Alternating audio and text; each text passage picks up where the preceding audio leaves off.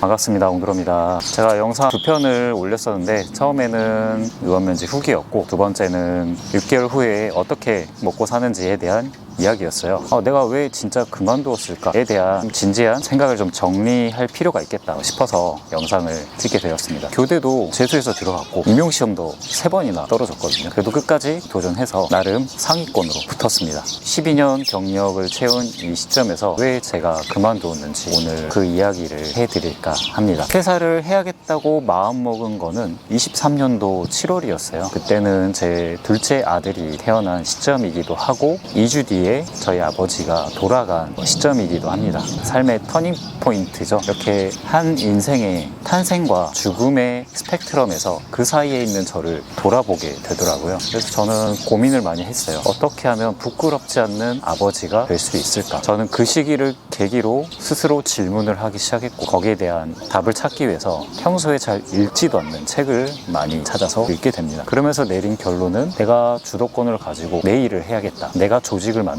더 많은 사람들을 도와야겠다. 나름의 비전을 정립을 하기 시작했습니다. 여기까지가 제 어떤 내면의 변화. 아무래도 교직에 대한 실망감도 있었기 때문에 제가 퇴사를 했겠죠. 그래서 본격적으로 의원면직을 쓴 요인들을 하나씩 이야기해 드리겠습니다. 제가 퇴사를 하게 된 가장 결정적인 이유는 조직의 문제예요. 학교라는 시스템, 더 나아가서는 공무원, 조직에 대한 실망감이 컸는데요. 아무래도 조직 특성상 위에서 시키는 일을 해야 되잖아요. 결국 개인의 창의성은 중요하지 않습니다. 규율 안에서 주어진 일에만 사고 없이 잘 처리하면 그 조직에서 인정받을 수 있죠. 조직 문화가 이렇다 보니 서로 일을 안 하려는 분위기가 만들어집니다. 많은 분들이 기피하는 6학년 부장이나 또는 생활부장 이런 것들은 서로 안 하려고 하잖아요. 결국 누군가는 억지로 떠밀려서 하거나 희생해서 하는 경우가 많습니다. 이렇게 서로 일을 안 하려다 보니 결국 인사내규가 생기게 되죠. 3년 차부터는 부장을 한다. 이런 약속을 하는 것 자체가 저는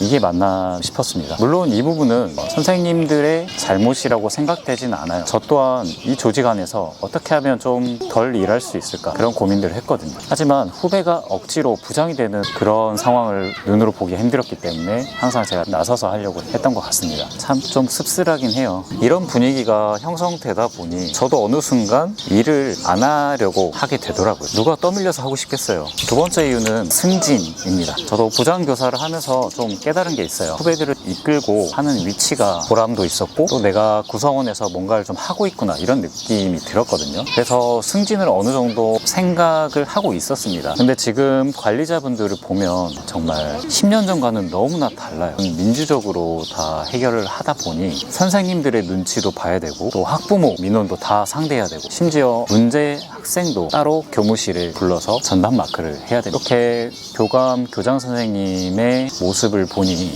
내가 저걸 할 수 있을까라는 일에 대한 걱정이 좀 들기 시작하더라고요. 그래서 저는 지금 현재 관리자 위치는 너무 힘들다라는 생각이 들었어요. 그래서 승진은 일찌감치 포기를 하고 그냥 학급 관리나 잘해야겠다 이렇게 생각을 했는데 과연 이 담임 일을 내가 50을 넘어서도 할 수 있을까? 이런 걱정이 들기 시작했습니다. 학급 관리는 정말 피로도가 높은 영역이에요. 이것도 체력이 있어야 가능한 건데 나이가 들어서는 쉽지 않습니다. 생각보다 많은 선생님들께서 우울증을 많이 겪으시고 또 그게 질환으로 이어지는 경우도 있어요. 결국 저는 삶에서 주도권을 가지고 살아야겠다 이러한 저의 생각이 앞으로의 조직 생활에서는 어렵겠다라는 판단이 들었습니다. 세 번째 이유는 교사의 처우입니다. 존중받는 스승은 정말 이제 옛말인 것 같아요. 제가 교직 생활하면서 교사의 인권이 올라가는 느낌은 단 한 번도 받지 못했던 것 같습니다. 물론 이 사단이 학생들의 인권을 알뜰살뜰히 챙긴 교육자로서의 경험이 없는 행정가들이 펼친 정책 때문이겠죠. 그 이후로는 교육 현장이 어떻습니까? 정말 살 얼음판입니다. 학생이 선생님한테 욕하는 거는 주변에서 흔히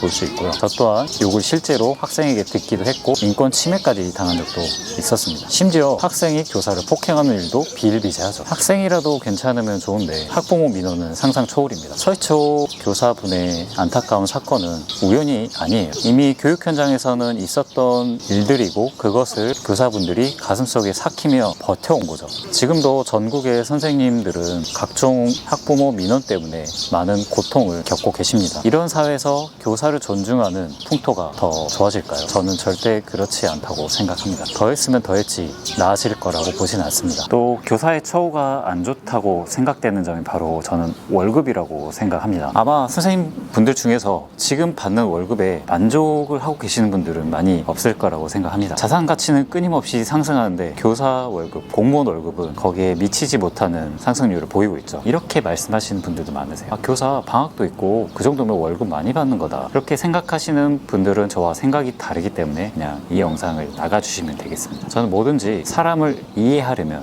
그 사람의 입장이 돼보려면 그 속에 들어와서 직접 경험해봐야 된다고 생각을 하거든요. 학급 담임을 해보고 학부모 민원을 받아보고 그렇게 경험한 사람이 하는 이야기라면 저는 받아들일 용의가 있습니다. 선생님들은요, 아이들 생활 지도에 학부모 상담에 또 매일 수업 준비에 이런 기본적인 일도 있으면서 또 학교의 자잘한 업무들도 다 하셔야 돼요. 그리고 그 사이에 들어오는 민원들이 상상을 초월하죠. 저는 일의 강도에 비해서 받는 월급은 정말 거기에 미치지 못한다라고 생각을 합니다. 특히 부장수당이 물론 최근에는 뭐 2배 가까이 올랐다고는 했지만 그 전까지만 해도 20년간 부장교사 수당이 7만 원이었거든요.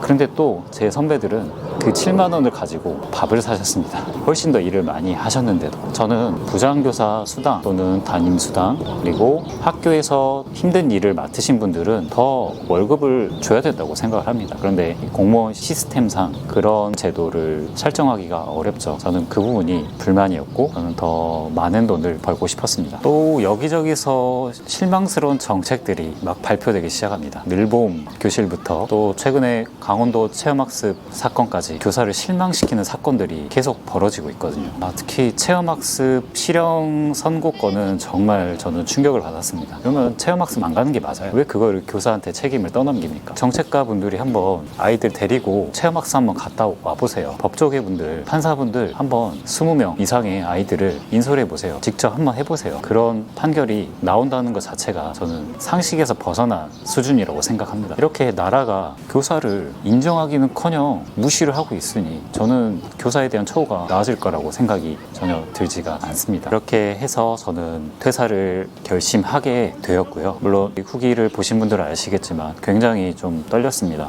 긴장도 됐고요. 하지만 지금은 마음이 편합니다. 이제 진짜 내가 하고 싶은 일을 하면서 살 수 있겠구나. 묘한 안도감이 들었어요. 지금은 1인 마케팅 대행사 대표로 제가 하고 싶은 일을 하면서 이렇게 유튜브 촬영도 하면서 재밌게 살고 있습니다. 의원 면직 후에 한두 달은 힘든 시기도 있었어요. 하지만 지금은 하루하루가 재밌습니다. 삶의 주도권을 가지며 제가 하고 싶은 일을 기획하고 또 도전하고 있거든요. 저는 교사를 그만두라고는 말하지 않습니다. 그거는 진짜 무책임한 말이에요. 퇴사는 함부로 권유하면 안 됩니다. 다만 지금 이 영상을 보고 계신 선생님들께 한 가지는 꼭 말씀드리고 싶습니다. 내 인생의 방향은 내가 결정해야 된다는 거. 남들이 뭐라고 하든 나는 왜 이 일을 시작했는지, 지금은 어떤 마음으로 살고 있는지 자신에게 묻는 시간을 가지셨으면 좋겠습니다. 그리고 지금 학부모 민원으로, 학생 민원으로 하루하루 고통을 받고 계시는 선생님들은 꼭 병가를 쓰시고 자기 자신을 되돌아보는 시간을 가지셨으면 좋겠어요. 꼭 교직이 단만은 아닙니다. 스스로 못났다고 생각하지 마시고요. 절대로요. 세상에는 할 수 있는 일들이 정말 많습니다. 꼭 자격증이 있어야 하는 건 아니에요. 이렇게 저처럼 새로운 길도 분명히 있고요. 또 여러분들 설레게 하는 일도 분명히 있으니까. 영상을 마치겠습니다. 좋아요와 구독, 그리고 여러분들의 생각을 댓글로 알려주세요. 지금까지